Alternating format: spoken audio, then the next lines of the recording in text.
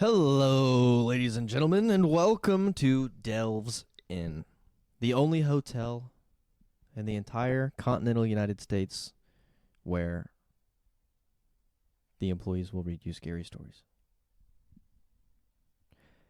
This hotel has no rooms, but we still would like you to come in and stay the night with us. Bring us your patronage. Today we have quite a story for you. This story by Andrew LaBelle, called The Simplicity of It All.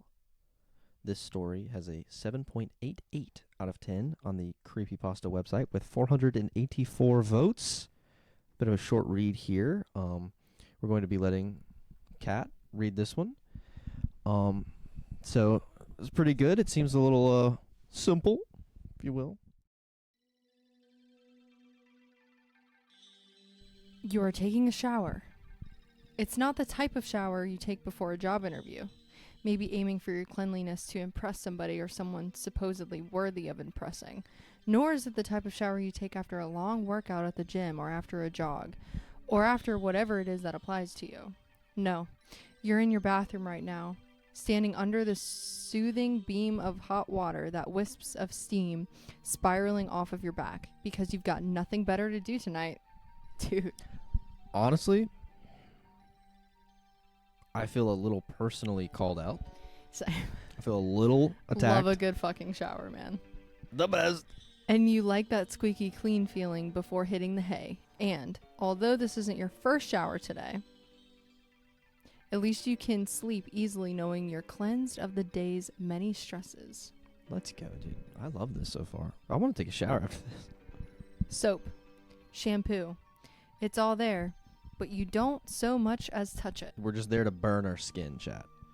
For now, you're just letting the water steam filter through your pores and enjoying the simplicity of it all. The lights go out. Startled, your feet squeal on the floor of the shower and you pause to make sure the sound was from your own. The sound of water hitting the floor in the dark. You feel as if you're not alone in the room, which is impossible because you're the only one in the house. You stay under it, under the water, your one and only landmark. Feeling around, your hands meet the slippery shower tiles, and you feel like a mind trapped in a blank box as you fumble for the adjacent wall, and then grab the curtain.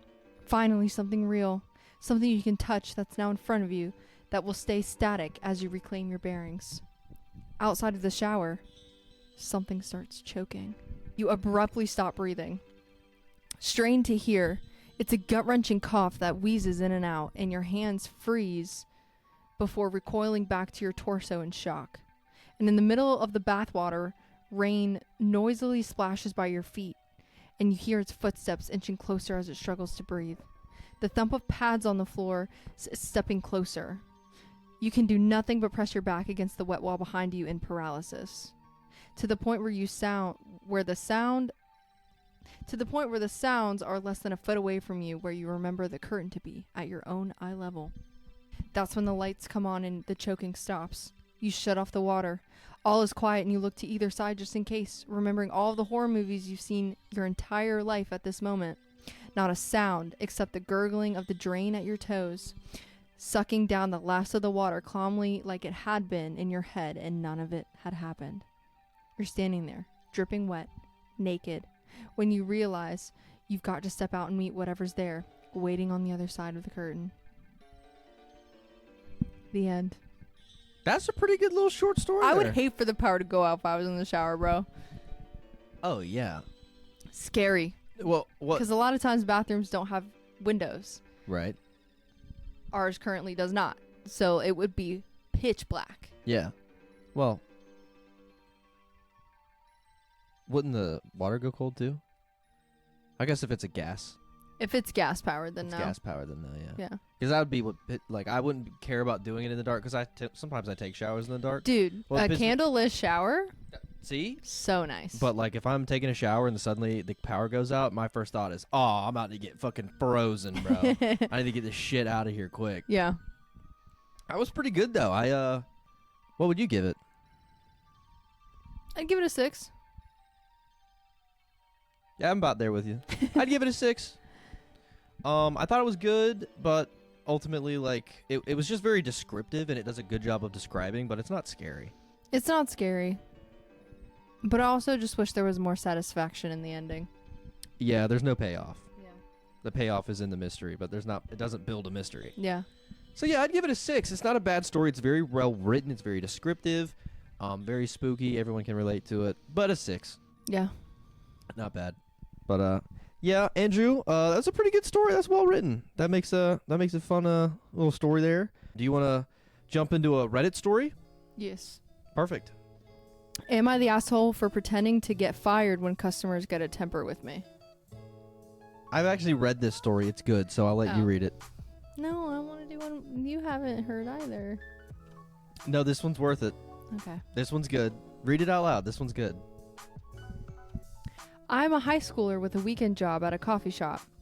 My coworkers who works the weekends are James, the owner's son. He goes to my school. He's a shift manager, but it's not a real formal thing. He's a friendly guy.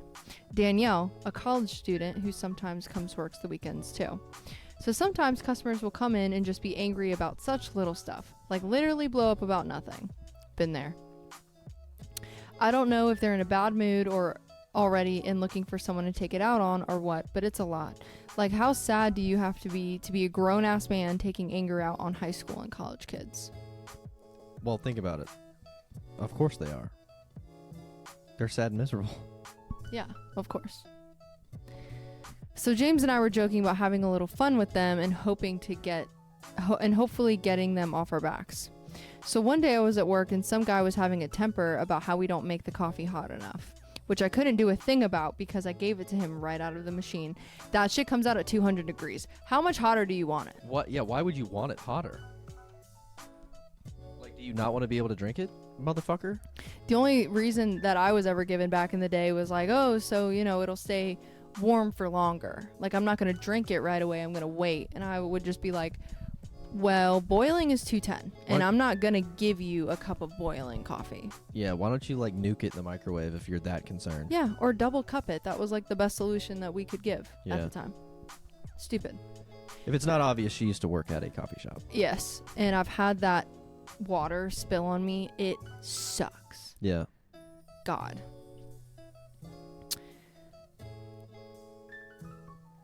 So James came in and was like, sir, is there a problem here? And the guy started ranting at him too. So he was just like, OP, this is unacceptable, you're fired. OP. Original poster. That's the person who wrote the story. Oh. If you ever read a Reddit post and they say OP, that means the person, OP is the person who wrote it. Got you. OP, this is unacceptable, you're fired. I started acting real sad, like, no, please don't fire me. My family needs the money. I need this job. And he played it up being a hard ass, telling me to take off my apron and leave. The angry guy started to backtrack, like, it isn't that big of a problem. You don't need to fire her over it. I didn't mean it. And James was like, no, we pride ourselves on the best customer service. Of course, after all that drama, I still had my job. We were just acting. And we've done it a couple times whenever customers will lose their temper at Danielle or I. James will storm in and fire us. And almost every time, the person who had come in angry will apologize and say that they didn't mean it. It was kind of satisfying making people realize that their actions might have actually have consequences. Anyway, I was telling my friends from school about this, and a few of them thought it was a mean prank to let someone go away thinking they'd gotten someone who desperately needs the money fired. Am I the asshole? No. Not at all. It's a good bit, and it's funny, and it humbles the other person. I've done this. Oh my god. Really? Yeah. Were you the firer or the fire-e? Fire-e. Damn. It was, so, now, granted, I had put in my 2 weeks at work. Okay. And, this bitch. This bitch came in and was just fucking rude. Got her coffee. Went to, like, the little counter where there's sugar and cream and, like, you can set your own coffee up kind of thing. Yeah. Spills it on herself. Her drink on herself? Yes. Okay. No one was around her. And she starts yelling at me, because I was the one making drinks, even though she was handed that drink by another person. Yeah. So I'm in charge of like the espresso drinks. She had a drip drink, which is someone else's entire job. But you were in the proximity. But I was in the proximity. And so she was yelling and being an asshole and like saying that we needed to do something about this and that we needed the to same thing. We're both posted. we up. needed both elbow winging.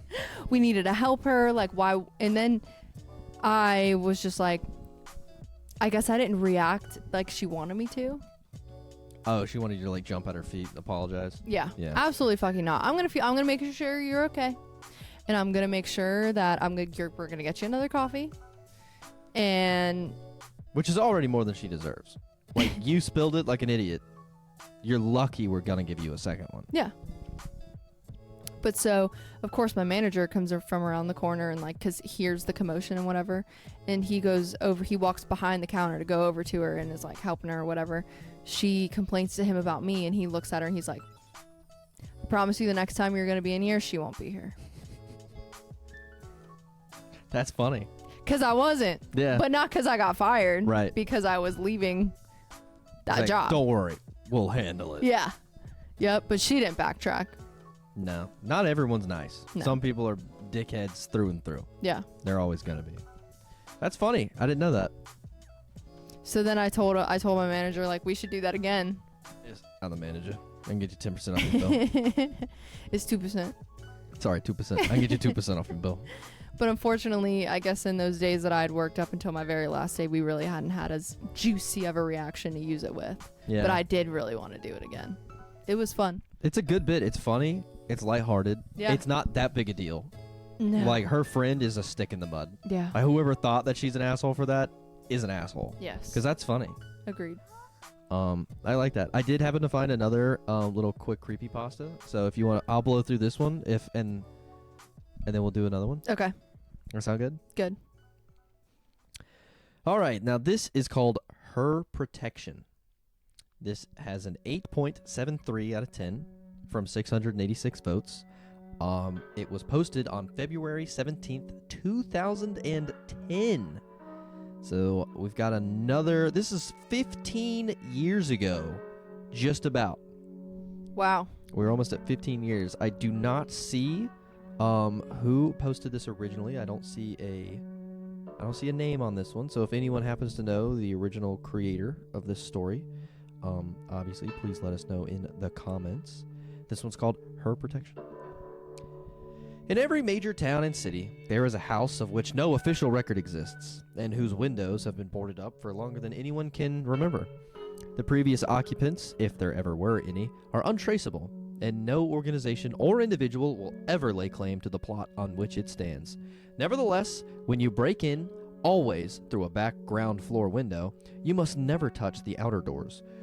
You will see amongst the dust the signs of inhabitants long gone. A flattened cardboard box, an overturned child's cot, bald patches on the carpet where the pile has been worn away. Invariably, there will be an orphaned double mattress in the master bedroom. What you will not see, however, are rats and cockroaches or animal waste. Vermin know better than to come here. These are her sacred spaces. The first time you visit, bring only what you need to help you enter the house. Then locate the master bedroom, stand in the center, and draw an unbroken circle in the dust around your feet. Make it about 1 meter in diameter to be safe. Face the doorway and say aloud, "I wish to make a sacrifice. Will you welcome the offering?" Then leave as quickly as possible. You must not return until night has next fallen. This time, bring nails, a hammer, an empty liter bottle, a sharp, sturdy knife, and a torch. This person's British. How do you know? Torch. They call flashlights torches. They do, you're right. Also, empty liter bottle. You don't think he meant an actual torch? They meant an actual torch? No, because liter is spelled liter with the R before the E. We spell liter the other way. And then also up here, he spelled meter. M-E-T-R-E. Okay. Not M-E-T-E-R. Okay. Enter the same way you did last time. Remember the mattress in the master bedroom? Someone will be sleeping there. Don't worry about waking them up. She has taken care of that for you. Turn the sleeper over onto their back and cut their jugular vein. Make sure to collect as much blood as possible. You will need to pour a little of the blood onto the floor of every room, including this one, but make sure you have some left at the end.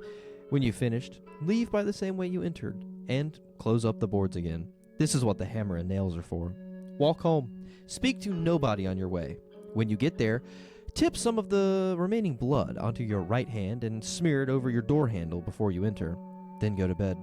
If there is any blood left, you must pour the rest of it onto any pavement in the city, but do not allow it to be poured down a drain. The knife you must never use again, and should bury.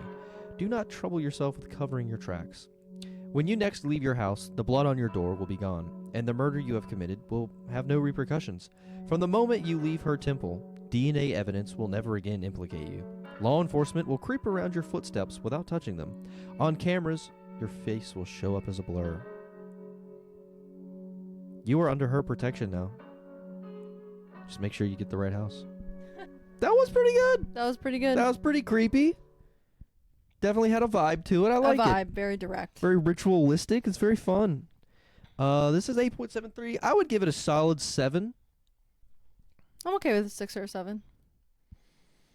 I'll give it a 7. I like it. Very nice. Couple of comments.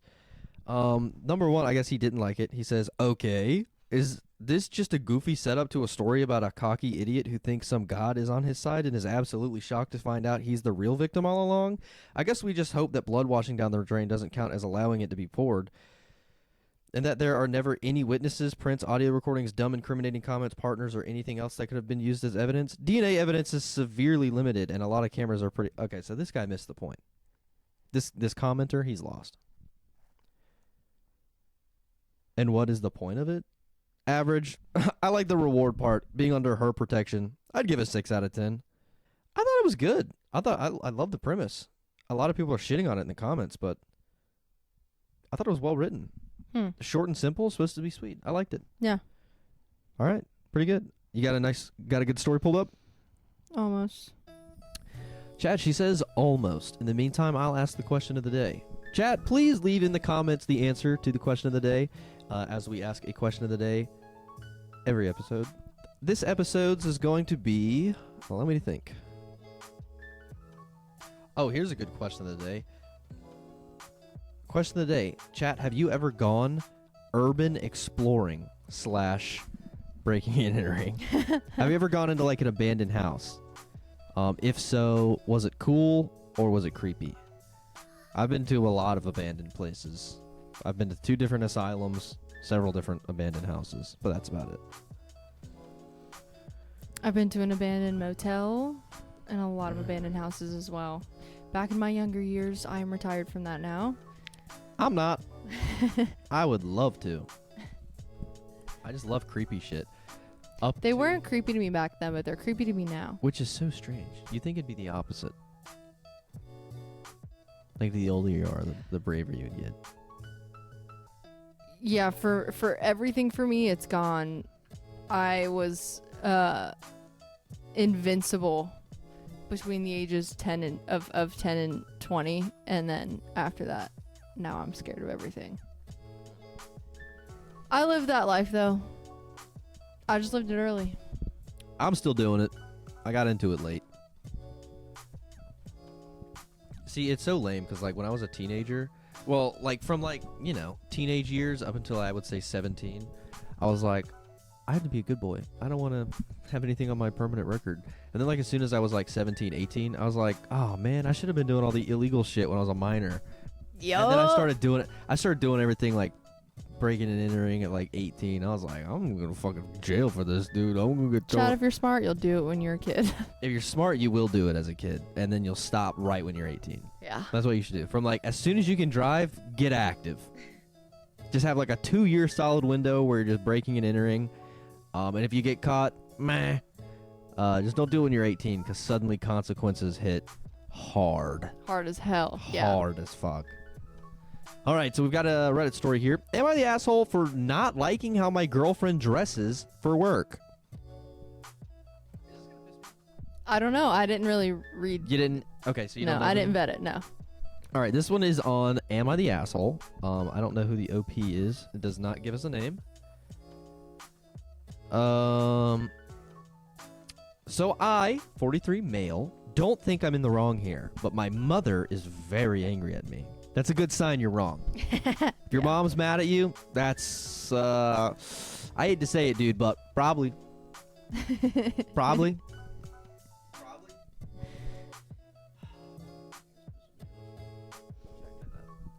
Are you laughing at me? Yeah. Chat.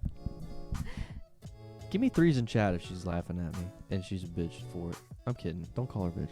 I take it back. They're going to put all threes. No, they're not. Yes, they are. Put fours if I'm the asshole, and I shouldn't have said that. Where was I?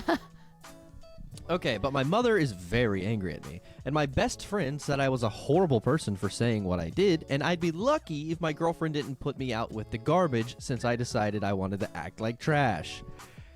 That's funny. Even the best friend. Yeah. My girlfriend, 34 female, damn, that's almost a 10-year age gap, is a preschool teacher, and for some reason I can't explain, she dresses like Miss Frizzle. Like a dress with the pattern or whatever they are studying. Start the burp counter. 1. Like a dress with the pattern or whatever they are studying. She makes a lot of them herself now, including matching masks. The kids love it, and the parents seem to think it's great. I don't like the amount of attention she gets, honestly. I'd prefer if she'd come home and changed before running any errands. On Friday, she helped my mom with something after work, and she was still in her weird dress. I have told her before I don't like when she dresses that way, but she tells me I don't have to like it. But I have no right to tell her how to dress. I was upset she went out like that with my mother and told her that my mom said she was embarrassed and to ask... I'm confused.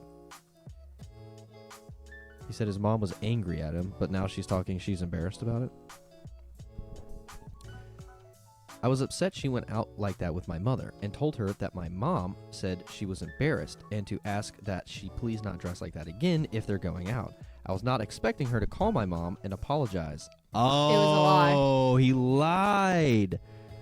Dude. I was just about to say it before you started reading. It was probably a lie. Fucking idiot. What did he think was going to happen? He's definitely the asshole. Not just for the dress thing, but for lying. Coward. When my mom asked what she meant, she told her what I said. My mom was furious, explained she doesn't have a problem with how my girlfriend dresses, and thinks it's great she spends extra time doing things to engage with her students. My mom then yelled at me for lying to my girlfriend and trying to throw her under the bus because I was being an insecure jerk. My girlfriend and I got into a huge fight.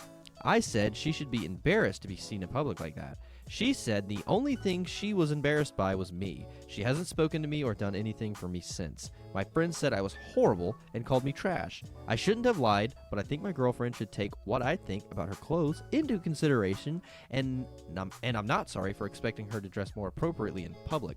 Am I really such an asshole here? Edit. I'm sure you all will be pleased to know we broke up tonight. She said I'm too controlling and narrow-minded, so she broke up with me. Yeah, good riddance. I'm glad. Me too. Good for her. I hope she finds someone not fucking 10 years older than her. She's a preschool teacher? Yeah. Bro. Exactly. Or elementary. Maybe one or the other. Yeah, preschool. You're right. Come on. Such an asshole. Such an asshole. I thought this Who cares?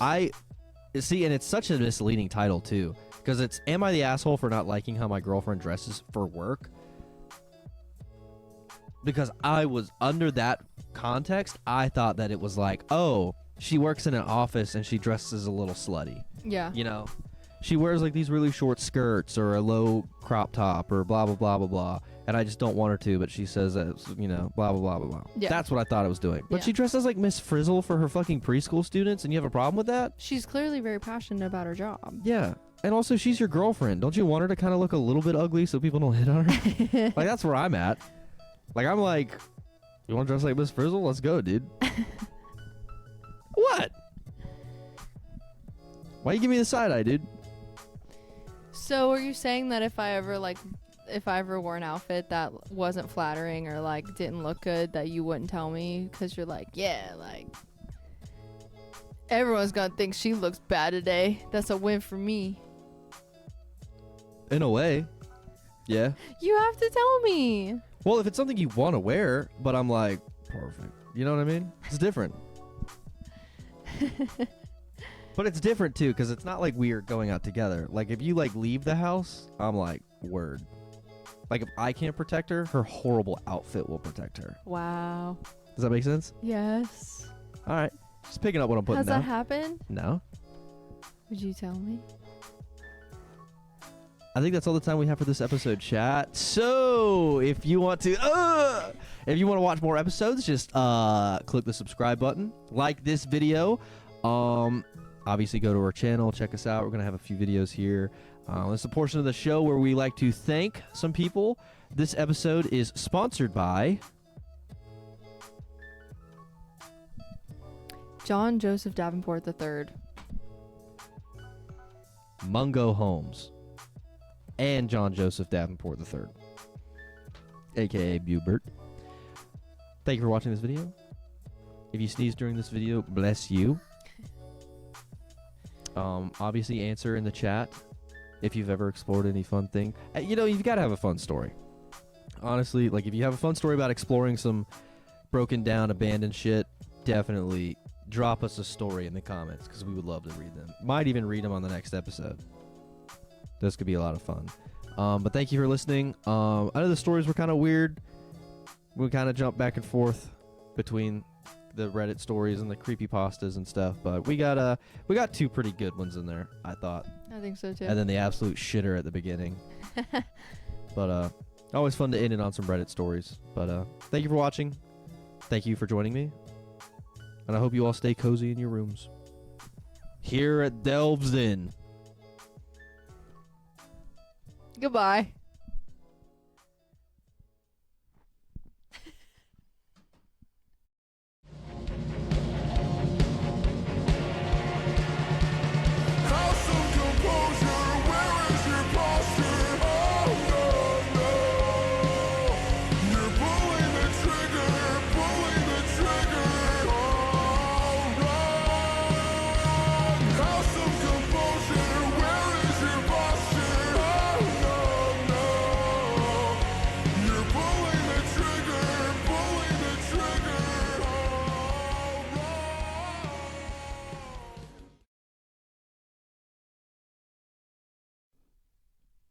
My name's Jeff.